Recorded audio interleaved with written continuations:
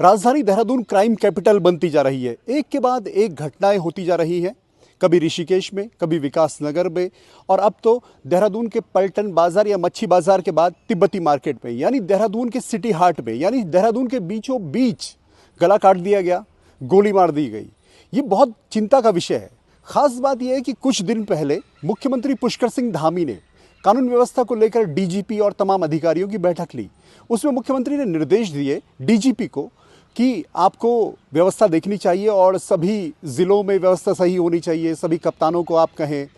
उसके बाद कुछ को सस्पेंड भी किया गया। फिर एक घटना हुई, ये जो घटना देहरादून में हुई है तिब्बती मार्केट के बाहर गोली मारने की, इसके बाद मुख्यमंत्री ने निर्देश दिए गृह सचिव को, गृह सचिव ने निर्देश दिए एसएसपी को कि मामले को देखा जाए।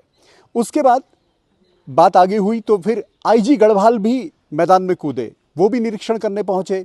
उसके उन्होंने भी बैठक की, उन्होंने सारे जो क्षेत्राधिकारी यानी सीओ होते हैं उनकी बैठक की। उन्हें निर्देश दिए कि आप सबको व्यवस्था देखनी है ताकि कानून व्यवस्था खराब ना हो। लेकिन अब बात बहुत आगे बढ़ चुकी है। 2026 में देहरादून की पहचान पूरे देश के सामने क्राइम कैपिटल की बन रही है, यानी जहां सरेआम गोली चल सकती है। मेरठ, गाजियाबाद, ये शहर कभी उत्तर प्रदेश में रहते हुए या जब यूपी था, उत्तराखंड एक ही था दोनों राज्य, तब ये शहर बदनाम थे क्राइम के लिए। लेकिन वैसा ही क्राइम अब यूपी के गाजियाबाद और मेरठ में ना होकर देहरादून में हो रहा है, यानी यहाँ कोई खौफ नहीं है। लेकिन बात यह है कि मुख्यमंत्री के निर्देश जाते हैं डीजीपी और गृह सचिव को, वो निर्देश देते हैं अपने से नीचे के अधिकारियों को, फिर आईजी को, फिर आईजी एसएसपी को, एसएसपी सीओ को, सीओ इंस्पेक्टर को, इंस्पेक्टर सब इंस्पेक्टर को, सब इंस्पेक्टर देगा सिपाही को। लेकिन सवाल ये है कि देहरादून में जो 10 लाख की आबादी है, जिसमें आम लोग हैं, और ख़ास बात क्या है कि उन आम लोगों के साथ उनमें मुख्यमंत्री भी हैं, उनमें राज्यपाल भी हैं, उनमें चीफ सेक्रेटरी भी हैं, उनमें कई विभागों के सेक्रेटरी भी हैं, उनमें पुलिस के अफसर भी हैं, उनमें आईएफएस भी हैं, उनमें सेंट्रल गवर्नमेंट के तमाम ऑफिशियल्स भी हैं, जिनके सबके बड़े निदेशालय, डायरेक्टरेट्स, तमाम के यहाँ पे बड़े सेंटर्स यहाँ पर है, एफआरआई यहाँ पर है और दूसरे संस्थान यहाँ पर है, मसूरी में एकेडमी है, एलबीएस। तो ये सब कुछ देखते हुए एक बहुत बड़ा सवाल यहाँ खड़ा होता है कि मुख्यमंत्री से जो निर्देश निकले हैं वो निर्देश क्या जनता को फायदा पहुंचा पाएंगे, क्योंकि बीच की जो फौज है वो मुख्यमंत्री के निर्देशों को सिर्फ आगे बढ़ा देती है। अब एक उदाहरण के तौर पे मैं आपको बताता हूं कि आज जो आईजी की तरफ से कहा गया है, आईजी ने कहा है कि जो भी इस तरह की घटनाएं होती है तो उनमें कार्रवाई बहुत जल्दी हो। दूसरी बात हो कि जो क्षेत्राधिकारी यानी सीओ हैं वो अपने इलाकों पर नज़र रखें। तो जाहिर तौर पे नज़र तो उन्हें रखनी चाहिए क्योंकि उनका काम है नज़र रखना, पुलिस का काम है नज़र रखना, तो ये भी आईजी को बताना पड़ रहा है सीओस को। तीसरी बात कि आप अपने इलाके में घूमते रहें, तो पुलिस को ये सिखाना पड़ रहा है कि आपको एक्टिव रहना है, आपको नज़र रखनी है। ये आईजी सिखा रहे हैं सीओस को। यही बात मुख्यमंत्री कह रहे हैं डीजीपी को। इसके बाद बात कही जा रही है कि विवादित मामले अगर कहीं पर आते हैं तो उन्हें समय पर निपटाया जाए, यानी उसमें देर न की जाए। तो ये भी पुलिस को सिखाना पड़ रहा है कि आपको देर नहीं करनी।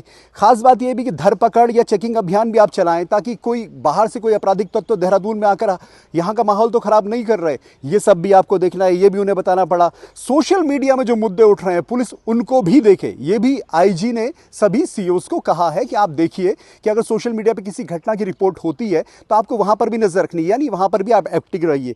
पुलिस को एक्टिव रहना चाहिए, ये भी उन्हें सिखाना पड़ रहा है। अपने क्षेत्रों में जो बैंक आपके इलाकों में है वहां पर कभी डकैती की सिचुएशन ना बने, डकैती के हालात ना पैदा हो, ये भी उन्हें बताया गया है। और चौकी प्रभारी हो या थानाध्यक्ष हो, यानी इंस्पेक्टर हो, कोतवाल हो, चौकी प्रभारी हो या फिर जो सीओ हो, अगर भविष्य में इस तरह की घटनाएं होंगी तो उनकी जिम्मेदारी तय की जाएगी। पर सवाल ये है, एक राज्य सिस्टम से चलता है, कानून व्यवस्था से चलता है। कानून व्यवस्था की जिम्मेदारी आती है डीजीपी से लेके एक सिपाही की।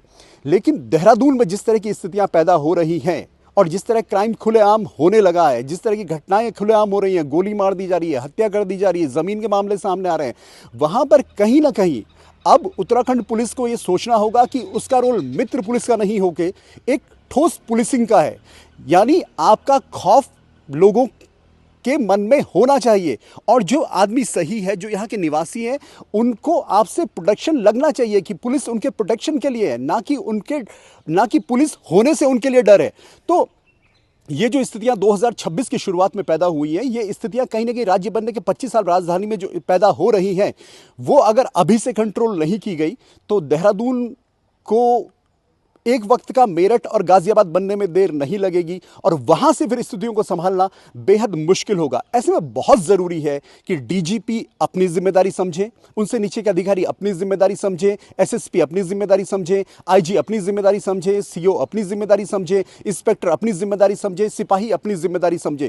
क्योंकि जब तक पुलिसिंग बेहतर नहीं होगी, जब तक क्रिमिनल के मन में खौफ नहीं होगा, तब तक चाहे निर्देश मुख्यमंत्री की तरफ से आ जाएं या किसी भी बड़ी टेबल से आ जाएं, हालात बदलने वाले नहीं है। तो इस घटना के बाद जरूर ये सबक उत्तराखंड पुलिस को सीखना चाहिए कि कहीं ना कहीं उन्हें एक्टिव होने की ज़रूरत है और उस एक्टिवनेस का फ़ायदा खास तौर पे जो 10 लाख की आबादी देहरादून की है उन्हें, और प्रदेश के जो बाकी ज़िले भी 12 ज़िले भी हैं, वहाँ के लोगों को भी ये एश्योरिटी हो या उनको भी ये एश्योरेंस हो कि वो पूरी तरह सुरक्षित हैं, इसकी पूरी जिम्मेदारी उत्तराखंड पुलिस की है। Dipankar Bhatt, news page.